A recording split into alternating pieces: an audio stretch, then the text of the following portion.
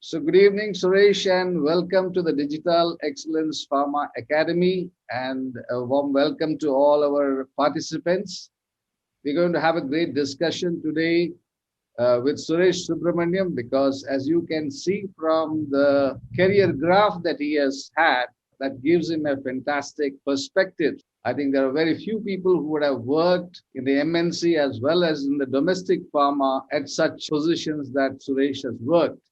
And I know, Suresh, there is a lot more to you than what I have put here. So, more importantly, if you can briefly tell us your current roles that you're playing. Thanks, Anup. This is a wonderful opportunity to talk to viewers of Deepa. Thank you for also being a little benevolent on my career graph and what you talked about it. I think a few of the things that I'd like to add on is that I started my career with GSK. So a large part of my life was in GSK. I used to head marketing for their respiratory and critical care business to AstraZeneca, Novartis, Pfizer, Biocon, and Indegene currently. So it's been a good ride being in all these MNCs. Finally, I had an opportunity to lead India and South Asia for Biocon branded formulations. Currently, I am a lead consultant for strategy, solutions, and business development for Indegene. We kind of help companies in their digital transformation journey.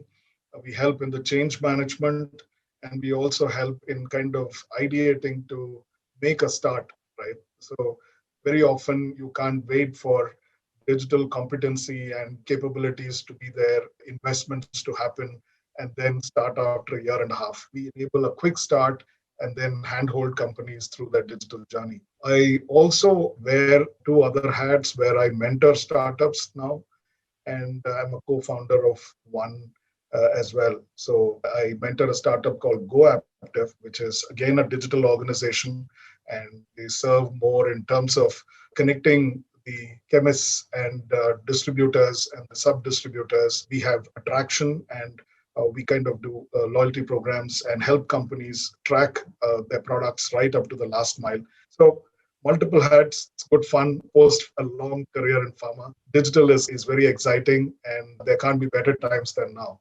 Great. So, as a seasoned professional with vast experience, I think your background in pharma and now you are, working with the one who helps pharma to figure out a strategy as well as how to go about executing it and measuring it, fine tuning it.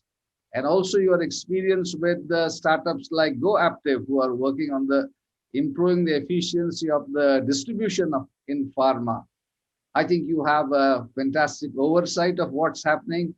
So, could you tell us what are the key challenges facing pharma industry in India now? Well, if you talk about India, so I think the first challenge that companies have is to kind of keep the demand cycle up, the production and the supply chain active from their vendors, the suppliers, and they themselves on finished formulations to the market. And the demand cycle as in to see where is the demand cycle increasing. So you can't continue with the same thing. Before the pattern of demand and the demand cycle of the past very often don't seem relevant in the current scenario. And clearly, with the second wave that we are experiencing in India, customers will continue to kind of socially distance themselves from us, from the pharma. And that brings in challenge on how you will kind of meet and engage with your key stakeholders. So that is some of the immediate challenges.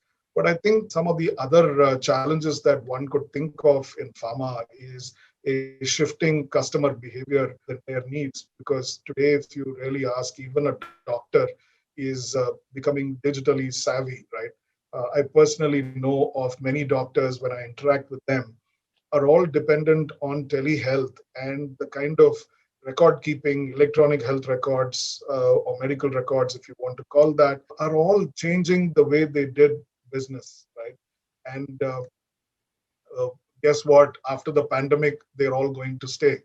They're able to see better value for their time. They are able to have much more earning models, and for the patients as well, right? They are now used to uh, looking at telehealth models to get a treatment where They do not want to travel. Second opinion is another thing that is coming up. So again, doctors will have to face the challenge that their word is not taken as gospel. So that's another challenge. What is also coming out through the pandemic is wellness as an opportunity. Pharma is not well attuned to dealing with wellness, right? And it's more attuned to dealing with the suffering people. And therefore, there is an additional competency required to appeal and kind of influence a healthy individual with a wellness opportunity. And that's a great opportunity as well as a challenge, right? The challenge is how do you shift from a very brand centric organization to a customer centric, meaning doctor and patient centric organization. And also, we are entering a world of digitization, right? So, how will digital and analytics appeal or impact the working of the organization and also impact customer behavior? That's going to be a challenge. And the companies will have to kind of focus on this. Like if you really see in the pandemic, the whole business of vaccines is a really the speed at which the whole thing happened, where 9 months down the line we had a vaccine ready, or 10 months down the line we had a vaccine ready, and trials, and the confidence of using the vaccine in such a short time of discovery is again thanks to analytics and all the predictive AEs that were done around the vaccine. So I think digital and analytics are going to play a very important role in the way drug discovery happens, in the way we go about our clinical trials and choice of patients. There is also a change that is going to happen in the form of the innumerable number of point of care devices that are coming, digital therapeutics to monitor devices that are connected through the internet. IoT is enabling medical devices very differently, and it's all throwing up data, right? So the ability to marry electronic health records with the point of care management devices, data that comes out of that, make sense of that, and kind of use that to improve outcomes is all going to be a challenge or an opportunity. You can take it whichever way. The only challenge, if I have to summarize, is given all these events that we have talked about, how is pharma in India going to measure up to this, right? And how are we going to be proactive? Are we going to be calculatively risk taking? And because we are dealing with lives, absolute risk, of the Elon Musk variety cannot happen. Therefore, it has to be a studied and considered risk. How are we going to influence the governments and key stakeholders to kind of be an ecosystem on which we partner, not as a dominant, but with the patient in mind, right? Great. I think you have brought out the whole list of challenges, beginning, of course, with keeping the current operations going as best as you can, because there are patients out there who still need the medicines. There are doctors who still need information. So, keeping the current operations going is very important. But you rightly brought out that one of the big things that has happened in the last 1 year is that most of us have been shut inside our house for an inordinate amount of time.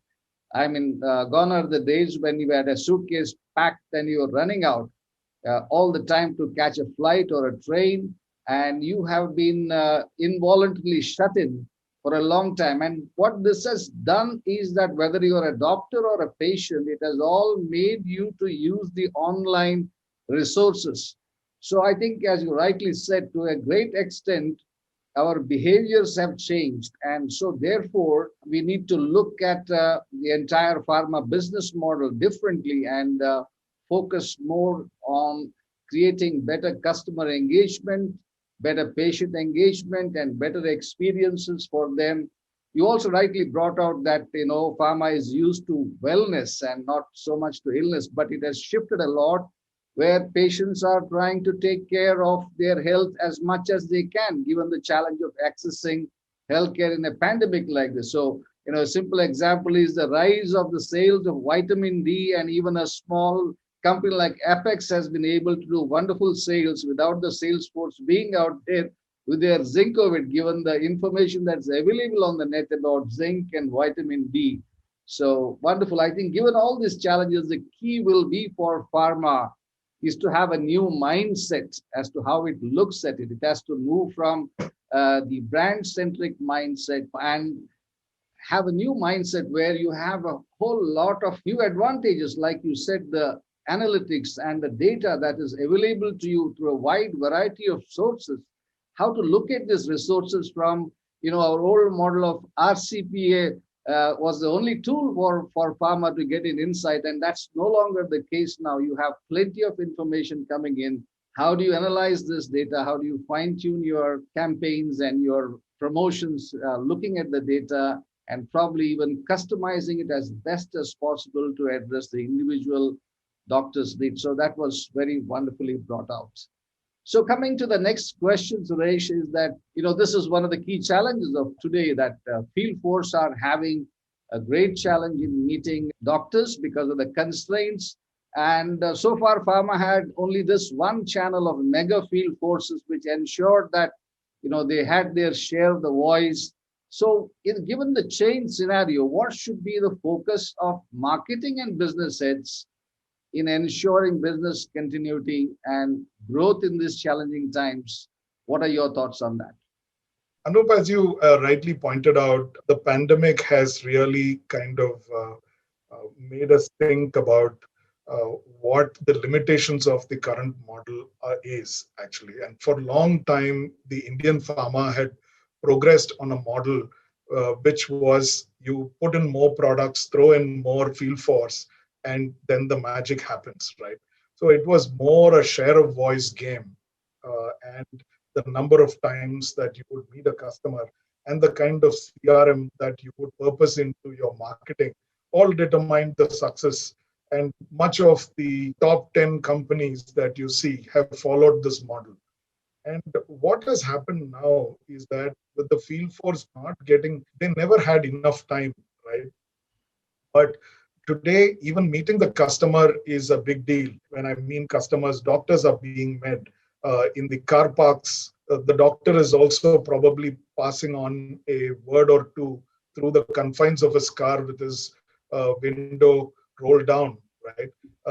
I mean, this is pathetic. And then you have 10 people queuing to the car window. And that's a scene which I could not digest, honestly, being a pharma man all my life. And you can't blame the doctors, you can't blame the reps for being what it is today. But I think one of the things that we never realized, or even if we realized we never acted on, is the whole engagement process with multiple stakeholders was all pivoted through one business model, which is through the field force. And therefore, for long, we have kind of limited our ability to operate through the limitations of the medium called the field force. While it's a great medium, it's a face-to-face medium. I think now the time has come to kind of integrate it with other forms of media that are available, right? And woefully, the second point I would say is that how much does a pharma company know about its customers? As opposed to if you ask any other service sector or a providing sector, they would know pretty much. Their KYC would be rich, right? And every year of operation has only enriched their KYC, right? I think we have a lot to learn from the new age companies that sprouted from India, like Infosys, TCS.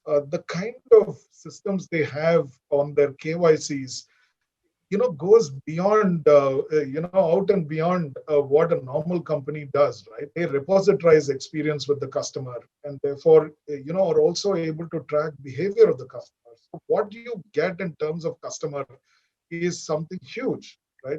Today, if you ask me, how many active doctors does a company have in its CRM platform and how many of them are actually active? How many duplicates are there? Does a company know how many times they engage with the doctor across the various business units that they have? I'm not sure companies know. So all these are were difficulties that were there, right? I think this pandemic has just brought it to the center and focused, attention on that problem. So coming back to your question as to how do marketers they deal with it is kind of say that, hey, I'm able to currently get a brand reminder of probably one product, right, across to the customer. Now, if I have to think of portfolio selling, this method of what's happening in the pandemic is not going to help a portfolio to go across to my customers, right? Therefore, if I do that, am I able to orchestrate it appropriately? The media plan or the kind of the number of details that you would want to get to a doctor, all that has to be planned to a much higher rigor, and to understand how you kind of have the time to reach across appropriate messages of the portfolio to the doctor. What the rep said to the doctor was a blind spot. We just guessed. We put in a detail 1, detail 2, detail 3, and the detail 4. Whether at all the rep went beyond detail 1, I have read reports of the CRM of Viva platforms of many companies. Even if the facility is there, it's not being utilized, right? And the rep very often does not detail or kind of uses methods in which the platform is not able to accurately capture. So I think, therefore, using multiple media and making the field force as part of that media plan is a very important aspect of reaching the customer, right? So that's one. The second clearly is the strategy should dictate the requirement as to channels that you like. If you go to China, there could be completely different channels that are popular. Everybody in Turkey is in Facebook, right? Which is amazing, right? So each country comes with its nuances. We have got in WhatsApp 400 million people. That's what the estimates say, that India is probably the biggest market for WhatsApp. Why wouldn't you use those kind of active channels along with the net and a whole lot of other things? A younger age group probably uses, and therefore I come back to this thing saying, you know, we are in a world of influence where this channel really influences people. One tweet from Elon Musk, and the servers of Signal broke down, right? A couple of days ago. Right. One tweet from Elon Musk on I'm investing in Bitcoin, created a flurry. Bitcoin is now $60,000 plus. So we are seeing the influence of multiple channels on people. And pharma in India or outside can't be away. So all I'm saying is that a great opportunity to kind of strategize the media plan for a pharma, the way. So that's my first point. The second is in automation, because when you want to digitize and use multiple channels, you need to equally know the ability to automate. Automate your knowledge platforms, automate your channel communication, because the channels are kept alive and read. Your net promoter score should be good, for which you need to refresh them at a speed, which is not known to pharma. Typically, if you really see the kind of marketing cycles in pharma is, in a good one is once in 3 months, and in a not so good one is once in 6 months, right? The other day, one company was telling me that email open rates are 1%, less than 1%. Of course, it'll be 1% because the modern channels and what you transact to them, if they have to be engaging, your refresh rate must be much higher. So, who brings in the content? Who brings in the strategizing and connect with the context that's in line with the strategy? And these are all the areas of backstream capability that companies will have to develop.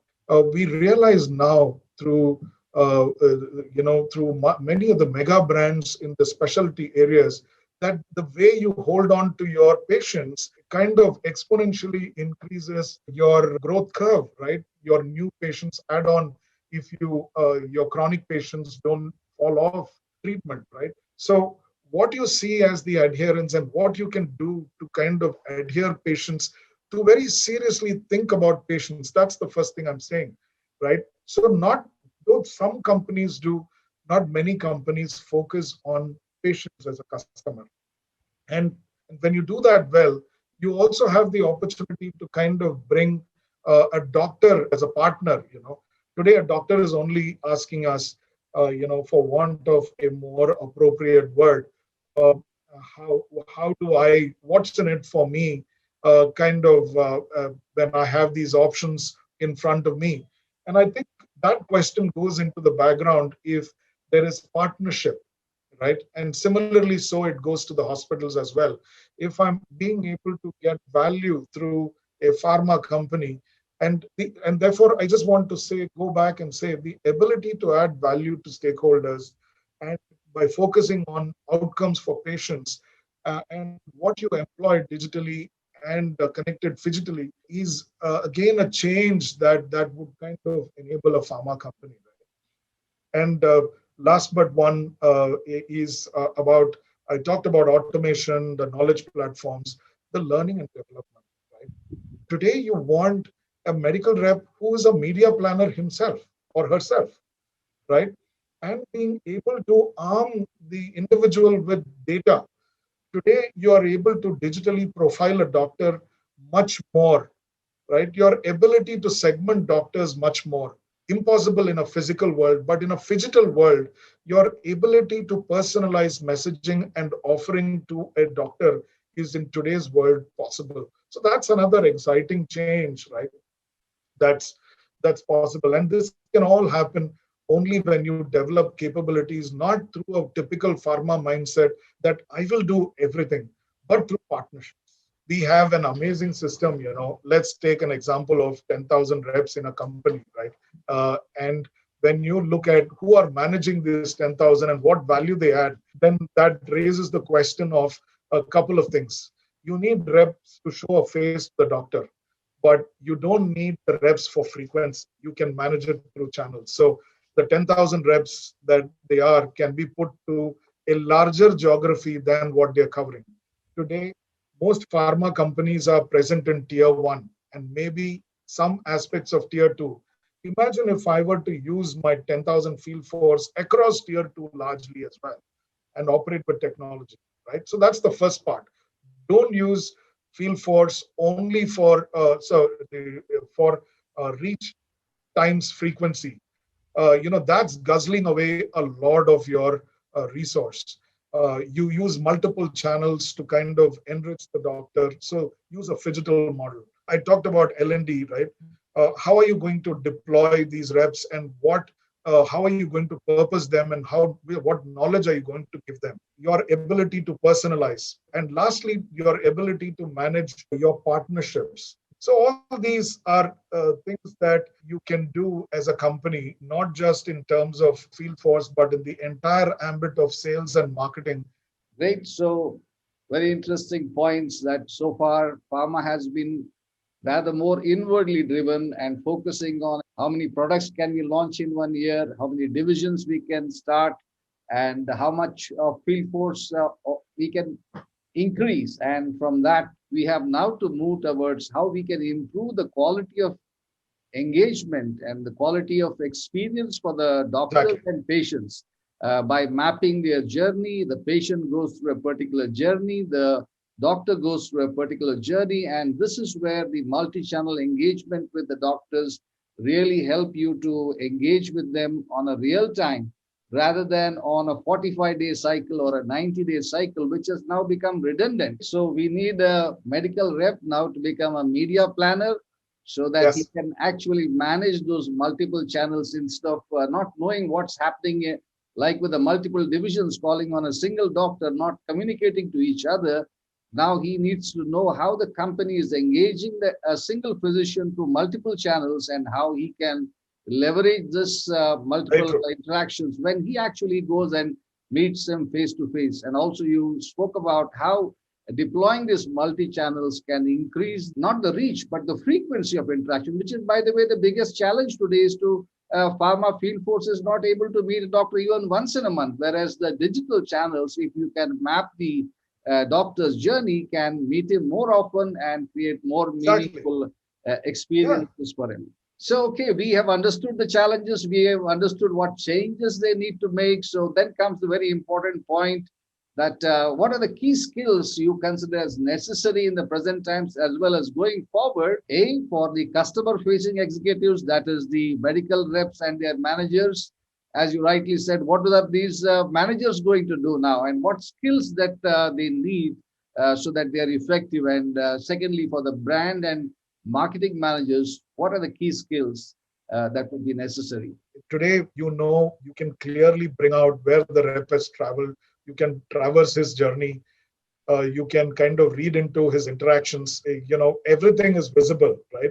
You are able to even cross check interactions digitally and say what your return from a certain market or pointers are from a customer behavior perspective through your new engagement capabilities. So the kind of requirement to have that large posse of people to kind of drive the same action is probably a little superfluous and not the right ROI. I think you can manage through decision making tools, through analytical tools on performance.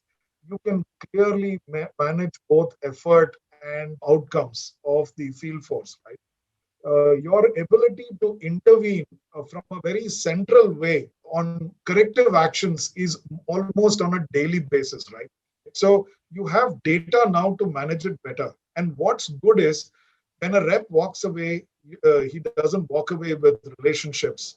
He doesn't walk away with the knowledge about customers, right? It's all repositorized and it's there. So when you make decisions, on people, on what kind of skilled person you need for what kind of markets, you have data on the customers, on the market, and you're able to do it, right? And your ability to, using analytics, predict what success you're going to get in market. Predictive analysis is going to be, using the data that we churn out, in many ways, to be able to predict. Like, for example, let me put in one thing, right? If I'm going to launch a new product in a existing company, what are the markets I should be launching it in? Where do I have more customers oriented towards the organization, right? Or where is the need level high? And how I can do a very precision marketing and yet get much more out of the launch. And also to kind of say, how do I optimize my resources if this is where my target population is? And to make informed decisions and also predict what could be the success of products that you're launching is all amazingly possible in the new setting. To your next question of how would you use these area managers and regional managers, you really need customer experience managers, people who are focused on customer experience.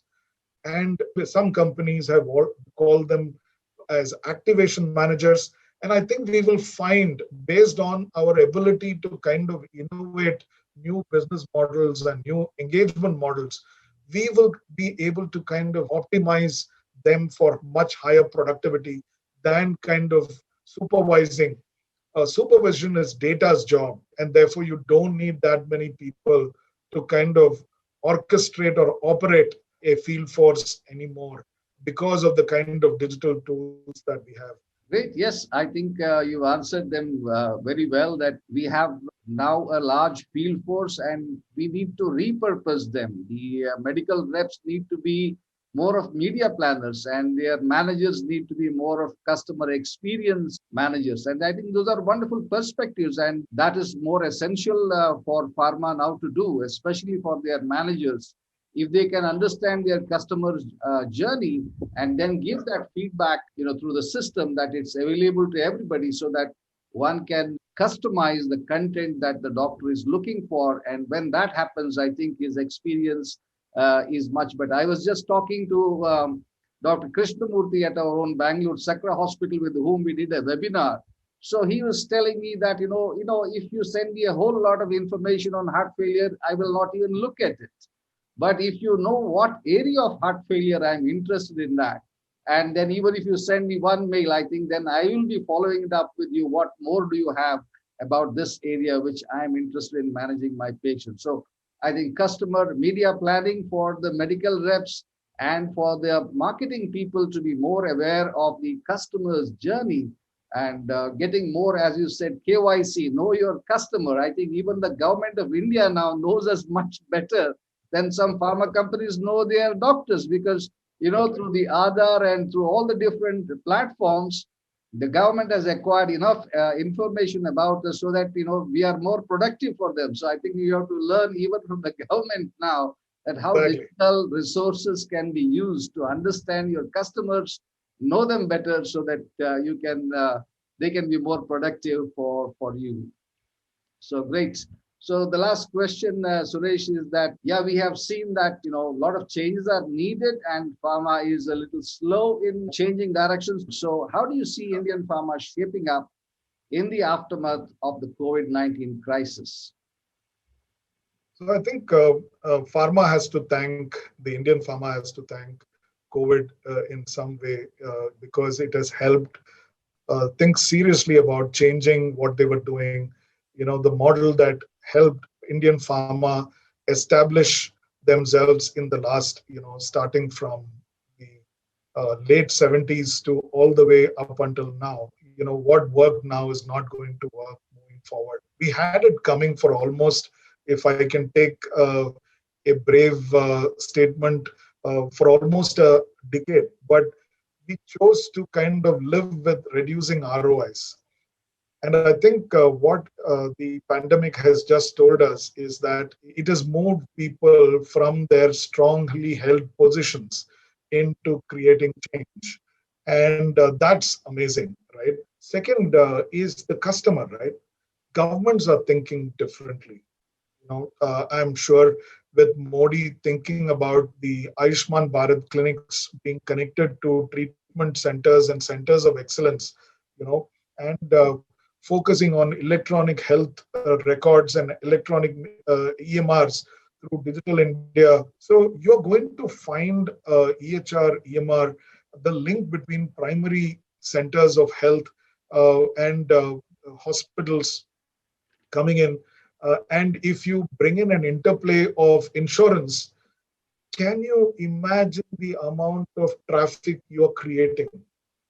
The amount, it is said that India, modern medicine has penetrated about 40, 45%.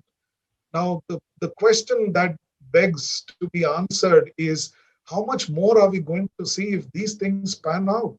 And I think the pandemic has just closed in on all this. The next thing is the customers, right? Today, my entertainment experience is completely changed in the last 2 years, right? I no longer want to even feel like going into a movie theater. I've taken up to gaming in this pandemic in a big way. I made a very funny comment to my wife saying, Netflix and Prime Video are lousy guys. They don't refresh content, little forgetting that my content consumption in the last 1 year has been 30 times more, right? So the demand that the customer will put on you as a organization or as an ecosystem is again going to be that. And when you talk about doctors, what they expect of a pharma company is going to be completely different. Today a doctor is able to reach a patient, or a patient is able to reach a doctor across states, right? Across geographies. And that's changing a doctor's view on technology. And what they consider to be a nice to do thing, for survival, a doctor has to hop into the tele platform. And therefore, pharma companies will kind of have to embrace this change. There's going to be a lot of e-prescriptions that are coming with one companies like MedLife, 1MG, and a whole lot of people who are disrupting, right? And therefore, how relevant is an RCPA going to be compared to what data you can get from these guys? One very interesting change is we are now talking as Indigene to a company that's going to launch a product in a rare disease. Now, when you go and ask doctors, they're not going to give you the gaps existing for the rare disease, right? So how are you going to, we are approaching hospitals to say, give us the data which is closest to that disease, and all coming out directly from reading data. And when we run our analytical algorithms, you are able to kind of understand the markers, right? For that rare disease, globally, the age bracket is 65 and above. In India, it is 45 and above. But there is no data of what does that patient at 45, where does he go to, what does he do, and how long after, when much of the damage is done, appears. And therefore, when you actually adopt this process of looking at real world evidence and kind of studying data, you can't say that EMR is not there. There are institutions across India which provide you with that. So to be able to very sharply define that, you are able to get a launch mechanism which focuses very differently, right? So these are some of the changes that one could expect, and to expect that doctors will go back to their original forms. They will, don't get it wrong, but they will not do it at the cost of the new practices that they have done. The future is all how you context technology, data sciences, knowledge at various stakeholder levels, how you put them all together to drive outcomes. And to myself, I think a lot of things that I thought was fancy to talk in webinars or fancy to kind of pout to make yourself sound intelligent is all coming to real-time use. And my clear request to leadership of organizations is digital transformation is a leadership issue.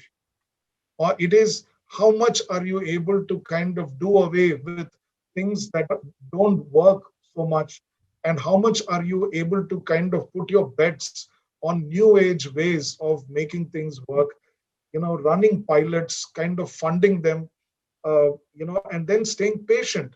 Digital is not something where you plug in and then say, okay, current is passing through the wires, now the wings are going to flap. Exactly, right? It's a process where you will have to kind of iterate and iterate till you sharpen the outcome. So it has to be not an outsourced activity, but something that you work very closely with partners and kind of co-create the new opportunity that you are after. So I think the multiple willingness of the leadership to try newer things and actually say, I have a budget for pilots. And how all I'm looking at pilots is how soon can I kill it or how soon can I scale it up? These are all some of the very promising things that one can expect. So wonderful, Suresh. That was a huge learning. We have to move into creating ecosystems because pharma has to understand there are more stakeholders other than doctors, as you rightly pointed out. And you need to collaborate with people who have already developed a degree of expertise in this. And finally, I really liked the way you brought it out that digital transformation is all about leadership.